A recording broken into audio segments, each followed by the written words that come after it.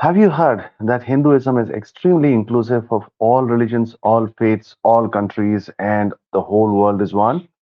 And that religions like Christianity, Islam, they are very exclusive. And to the extent of people like Zakir Naik and all saying that, okay, it's meant only for the Jews and only for the people in the Palestinian region and not for all the earth.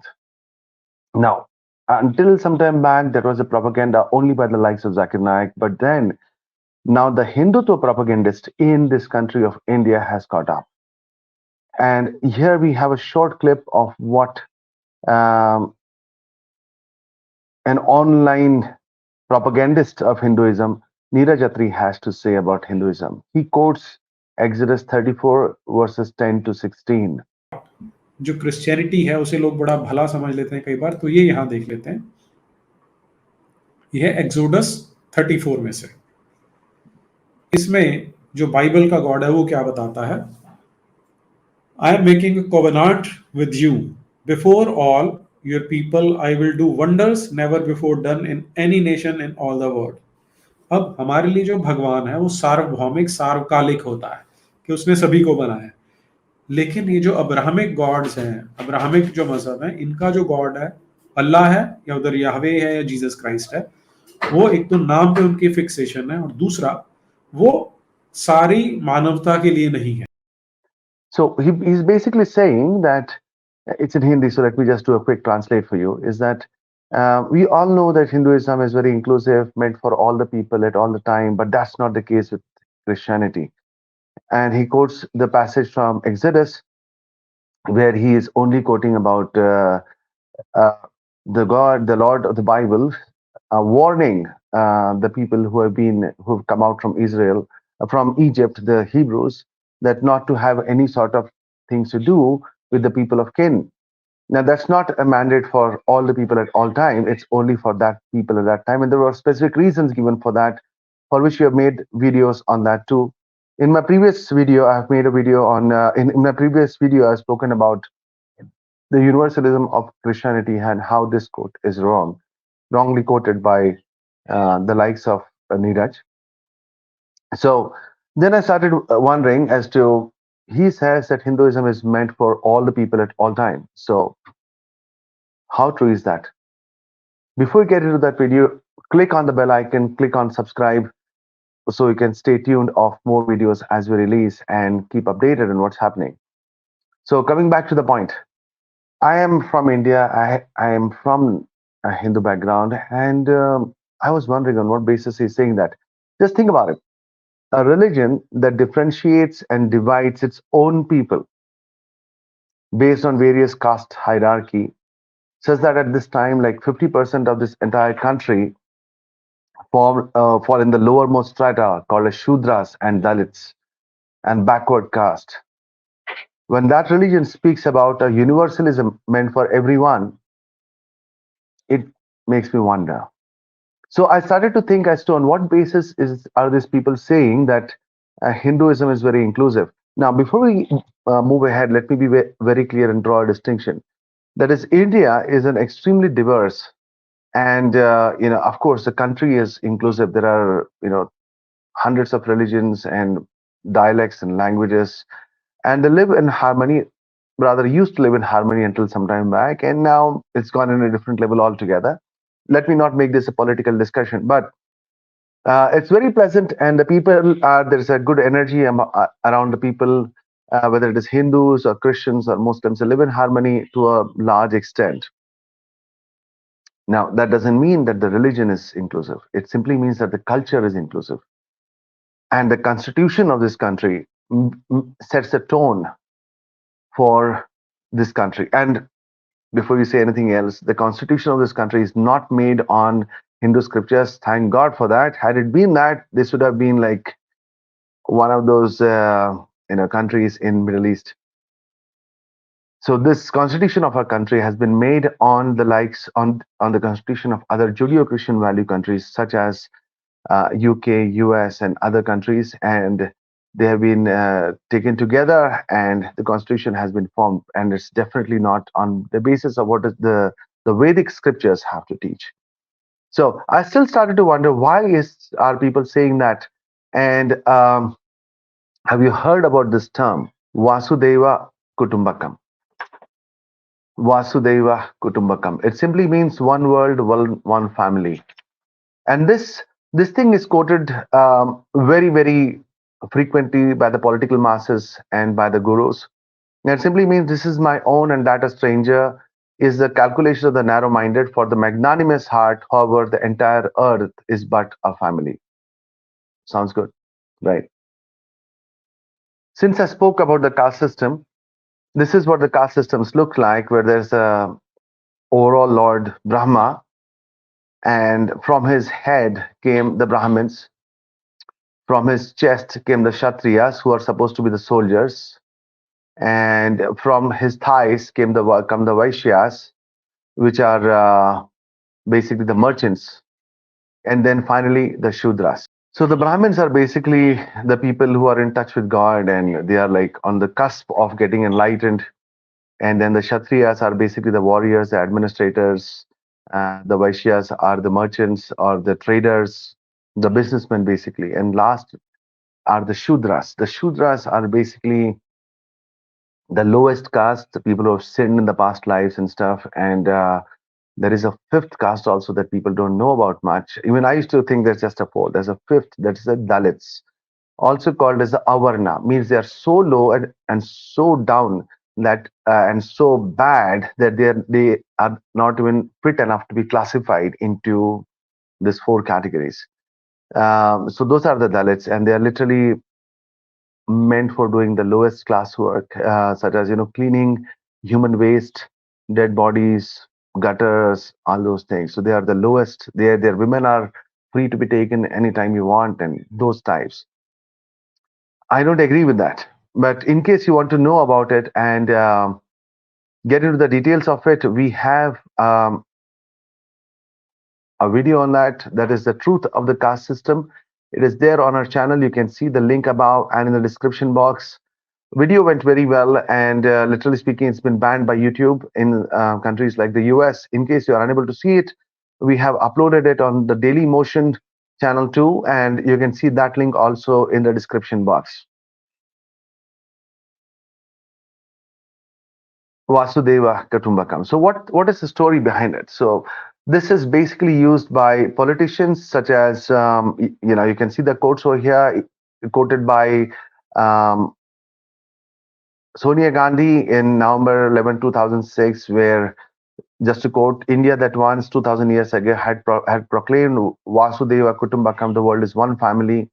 This is what Miss Sonia Gandhi said in her acceptance speech on the occasion of being conferred with the Grand Officer of the Order of Leopold by the Belgian government. And then later on, it was quoted by Dr. Manmohan Singh, the great Prime Minister of a country, was there for like 10 years, did great work.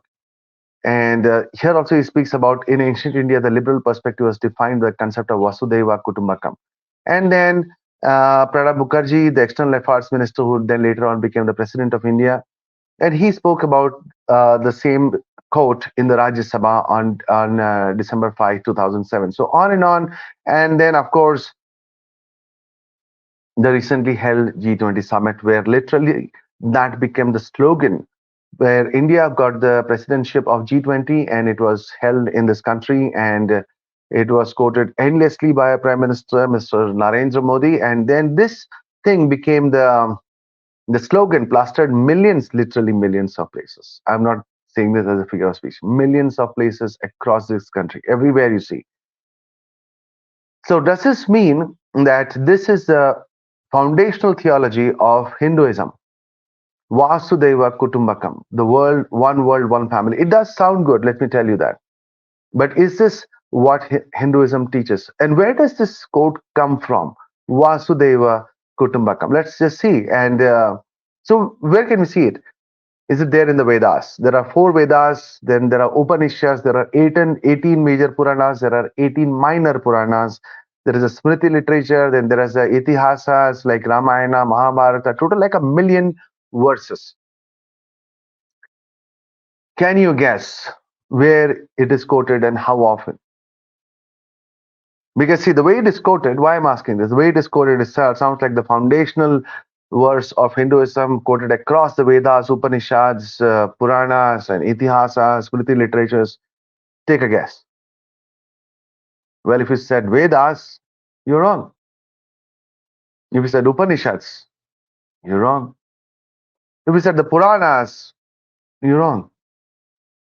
What about the Smriti literature?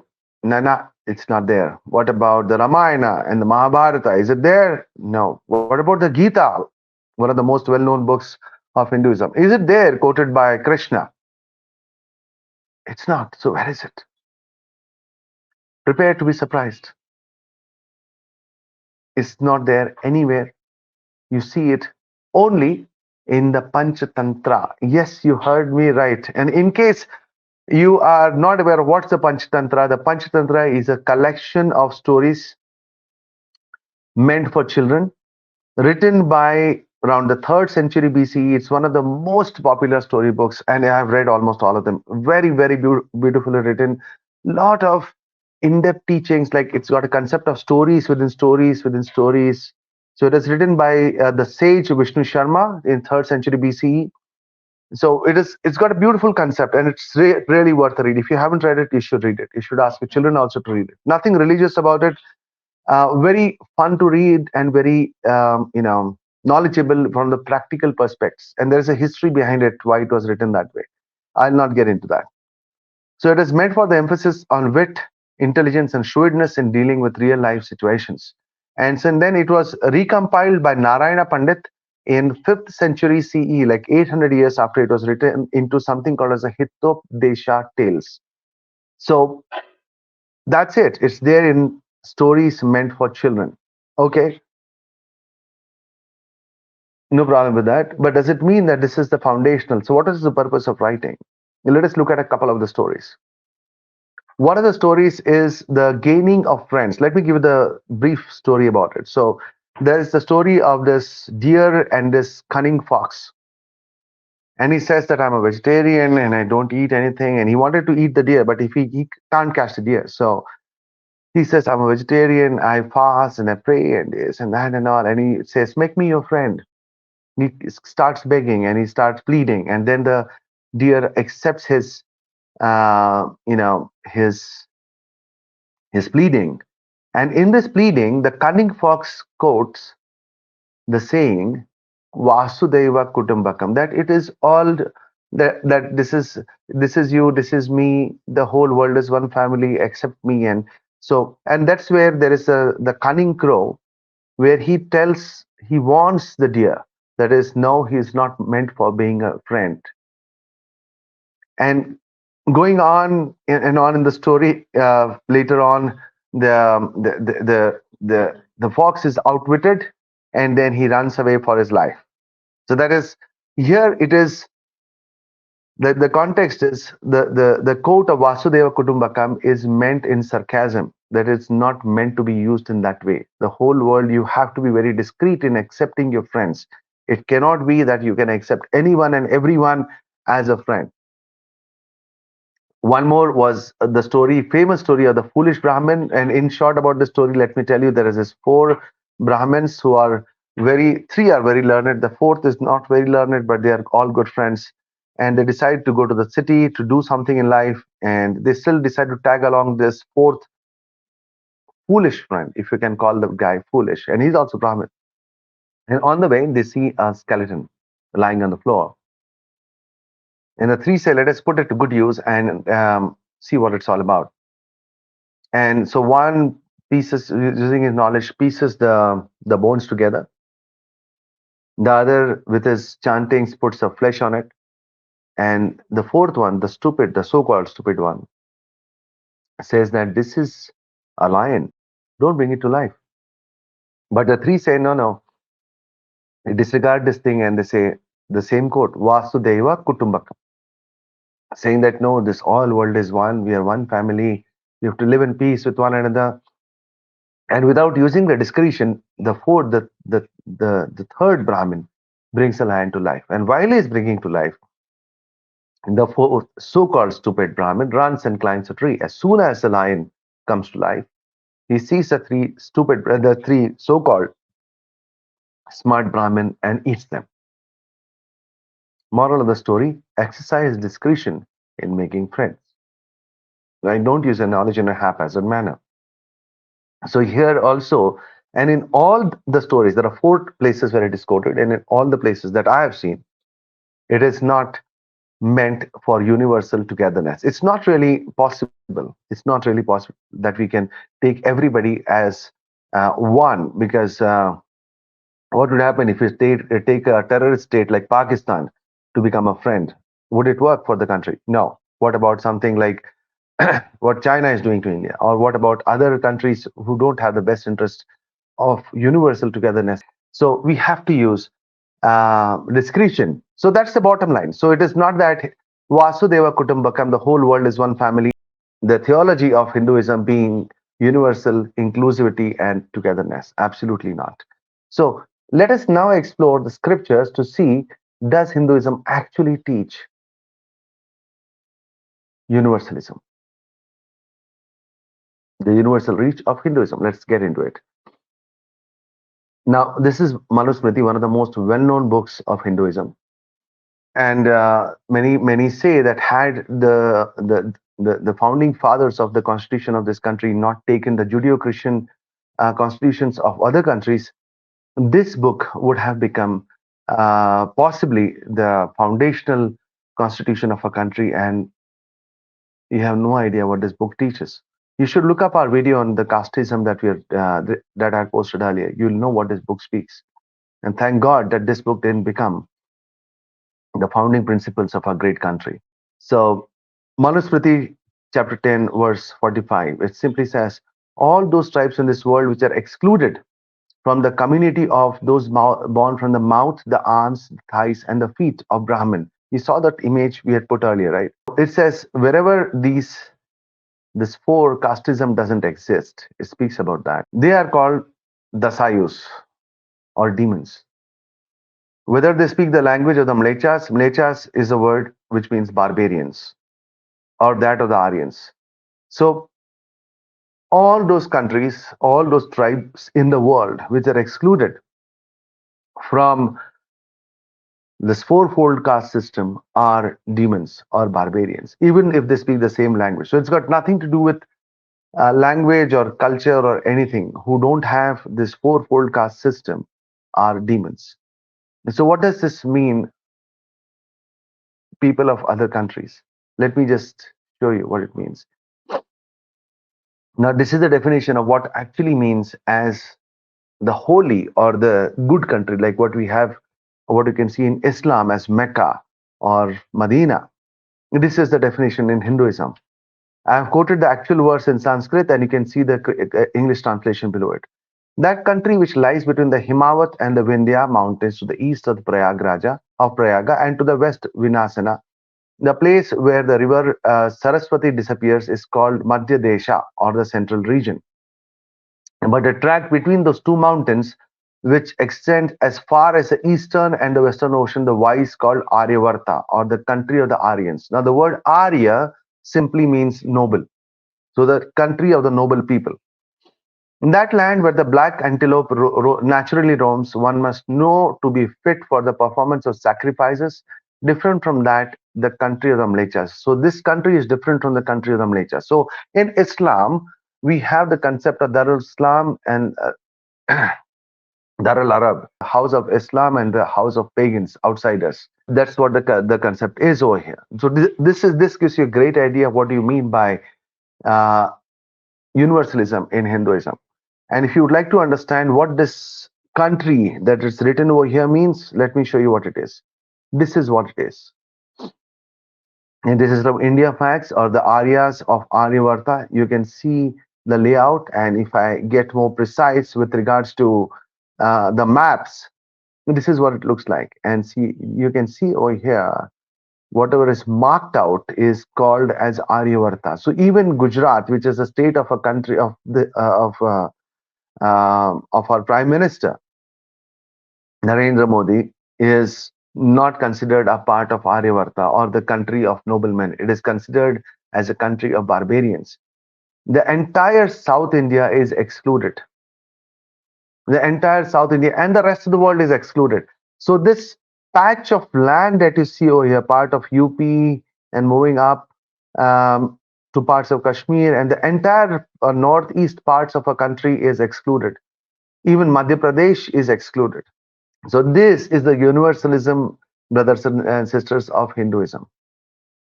All outside of this place are called as barbarians or demons. I'll show you some more verses to back up my what I'm trying to tell you. So here we see in Sankha Samhita, a wise man should not. These are like from the Hinduism scriptures, acknowledged Hinduism scriptures, not like variances or outside parts.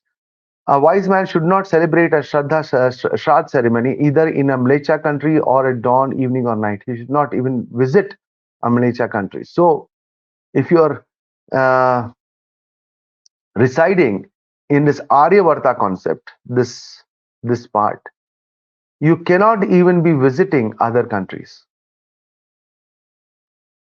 So, if you are working in the Middle East or if you're there in the US, or in South India or in Northeast India or in Gujarat, you are forbidden from doing so because that is a country of barbarians and demons. So much so for the universalism of Hinduism. In Vishnu Smriti, we see, let not a man do a Shraddha ceremony in a country of the barbarians. Let him go to a country of the, let him not go to the country of the barbarians. The country in which there exists not the division of the fourfold social order should be regarded as a country of the barbarians. Otherwise, it is Aryavarta, the land of the Aryans. There you see it. We don't have a single verse like that in the Holy Bible. I challenge any of the hearers if they're willing to come for a debate on this. So, all these people, so when our dear Prime Minister visits countries like the US again and again and again, all the foreign countries that he visits, and during the election campaign, when he visits the southern parts of India, or during the election campaign that he visits the northeastern parts of the country, or he even goes to his hometown, Gujarat, it is forbidden by their own scriptures. And then in the Skanda Purana, it says, Bharadwaja said, well asked, O highly fortunate one, since you are a devotee of Vishnu, the earth that you protect, O king, is blessed. The subjects governed by you are good blessed. One shall not stay in the kingdom where the kingdom is not a Vaishnava, means a Vishnu worshipper. Biden is not a Vishnu worshipper. So is Macron, the French ruler. So it says better to stay in a forest. So you should not even visit a country where the ruler is not a Vishnu worshipper. And then we see in the Garuda Purana, the people in the West are Triyas, means they are governed by women. Saindavas, Mlechas, Atheists, Yavanas, Mathuras, and Naishadas. The translation is from Board of Scholars. And the TR is the translated. Who has translated? The TR, Manmatha, Nath, that they are the translators of these books. Okay, so the TR means that. So here it says, again, people in the West are governed by women. You should not go there. They are all barbarians, demons, atheists. Don't go there. And this is the universalism. And then in the Padma Purana, it says, where Vyasa says, a devotee of Vishnu should devoutly worship the immutable Vishnu along with the great Lakshmi in, I hope I'm saying this right, Margasira, O best Brahmana. So also we should not worship Vishnu in a Mlecha region. So earlier was said, you should not visit a country where the ruler is not a Vishnu worshipper. And here it says that you should not even worship Vishnu in a Mlecha region, in the house of a fallen person or at a house of bad odor. No, best a Brahmana, you should not worship Vishnu near the heretics or great sinners. So, in all these other countries, Middle Eastern, where millions of Hindus are there earning their livelihood, you should not even go there because there are no Vishnu worshippers. The rulers are not Vishnu worshippers. And then again it says in Vishnu Smriti, let not a man do Shraddha ceremony, the same thing that I read in the country of the barbarians. Let him not go to the country of the barbarians, the country in which there exists not the division of the fourfold social order should be regarded as country of the barbarians. And then again in Vishnu Smriti it says, do not speak with any member of the Mlecha or the low caste. Look at the hatred that is there. in the minds of these people who wrote these Hindu scriptures. Thank God for the missionaries who visited our country and gave the Judeo-Christian values of peace and love. Thank God that these verses are not forming the base of the constitution of our great country. Thank God for the founding fathers who used the constitution built on liberty and freedom of the Western countries. And then we see what do their scholars have to say. And here we have Swami Dayanand Saraswati, one of the most acknowledged scholars in Hinduism. And he says that Vijas, that twice born, that is all the three upper castes, that is the Brahmins, Kshatriyas, and Vaishyas, are called the Aryas, while the Shudras are called the Anaryas, means they are not the noble people. And the Dalits are not even called people. So that we see that he says that in Atharva Veda 1962, in the face of these Vedic authorities, how can sensible people believe in the imaginary tales of the foreigners in the Devasuras, means the demons? Prince Arjuna and King Dashratha and others of Aryavarta used to go to the assistance of the Aryas in order to crush the Asuras. This shows that the people are living outside of Aryavarta were called Dasayus and Mlechas, the barbarians and the demons. Besides, Manu also corroborates our position. He says the countries other than the Aryavarta are called Dasayus and Mlechas countries. The small patch of land, that's all that is of the realm of Hinduism. Next time you hear universalism of Hinduism, remember this. Then we see that in Manusmriti, the people living in the northeast, northwest are called Rakshasas, literally demons. This said by again Satyartha Prakash by Dayanand Saraswati. This is one of the very well-known books in India, and he says that the people living in the northeast, north, and northwest are called Rakshasas or demons. Can you believe that? Let us look at some more comments. And here again, Satyartha Prakash by Dayanand Saraswati, chapter 8, page 255, translated by Chinnaya Bharadwaja. He says, you can still see that the description of Rakshasas given therein tallies with the ugly appearance of the Negroes of today. Can you believe that comment? The Negroes of today. Means even the people in South India were called Mlechas because they have dark skin. Forget, I'm not talking about the Negroes in Africa. I'm sorry, that's a very derogatory term. I don't mean to use it for any of the black brethren or people of color, but that's the word that's being used. But this refers not just to the Africans or the people of color, but even to people in South India. And here again in the Bauddha Dharma Shastra Prasasara, it says again, I've underlined the sentence, he commits sin through his feet who travels the country of the Kalingas. That's again the outsiders. They have sinned if they travel outside of the country. Brothers and sisters, this is the universalism that is being shown in Hinduism. And contrast that with what we see in Christianity, where God says, for God so loved the world that he gave his only begotten Son, that whomsoever believes in him should not die, but have life everlasting. And then again, we see in the book of Luke, at the birth of Christ, where the angels come and says, peace to all the world, not just to the Jews, to all the world. And then as a parting commandment of the Lord and Savior Jesus Christ, he says, go and preach the word, the gospel, to people in Jerusalem, Judea, Samaria, and even unto the ends of the world. There is no differentiation. And Paul says that there is no difference between Jew and Greek, slave or free. We are all one in Christ Jesus. That's what the Christian message is all about. So I invite you to study the Gospels and come to the saving grace of our Lord and Savior Jesus Christ. Take care and God bless.